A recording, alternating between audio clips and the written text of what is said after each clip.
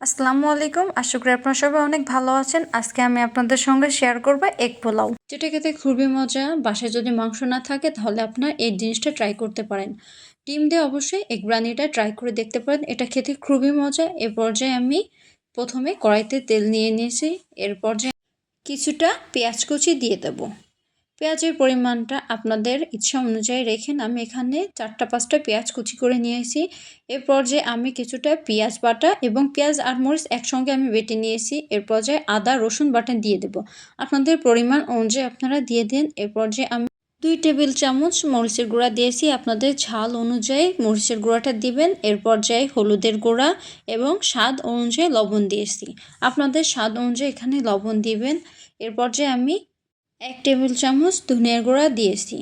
ধনিয়ার গুঁড়ো দেওয়ার পর মশলাগুলো ভালোভাবে নেড়ে নিয়ে কষিয়ে নেব। 3-4 মিনিট কষিয়ে নেওয়ার পর এর পর্যায়ে আমি পানি দিব।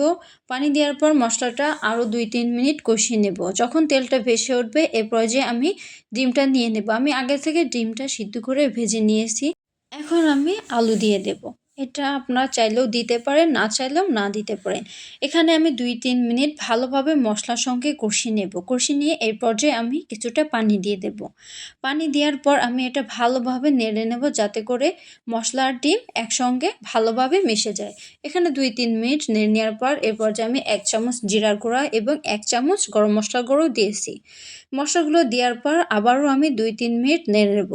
এখানে 2-3 মিনিট ভালোভাবে নেড়ে নিয়ে কষিয়ে নেব ডিমের সঙ্গে। কষানো হয়ে গেলে এ পর্যায়ে আমি ডিমটা উঠিয়ে নেব। ডিমটা উঠিয়ে নেওয়ার পর এখানে আমি পোলাও চাল দিয়ে দেব। আপনাদের ইচ্ছা অনুযায়ী আপনারা চালটা দিন, কতটুকু পরিমাণ আপনাদের লাগবে সেই পরিমাণ অনুযায়ী চালটা দিবেন।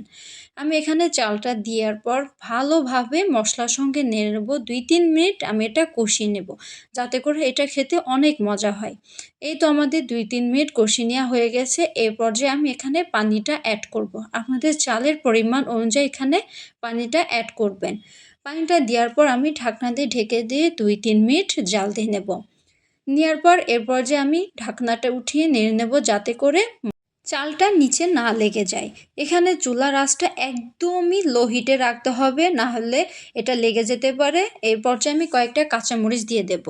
কাঁচামরিচ দেওয়ার পর আমি আবারও ঢাকনাতে ঢেকে 2-3 মিনিট ভাবে সিদ্ধ করে নেব। এর পর্যায়ে আমি ডিমটা দিয়ে দেব। ডিমটা দেওয়ার পর 2-3 মিনিট নেড়ে নেব। নেড়ে নেওয়ার পর আমি আবারও ঢাকনাতে ঢেকে 4-5 মিনিট জাল দেওয়ার পর এই তো আমাদের তৈরি হয়ে গেল এগ পোলাও।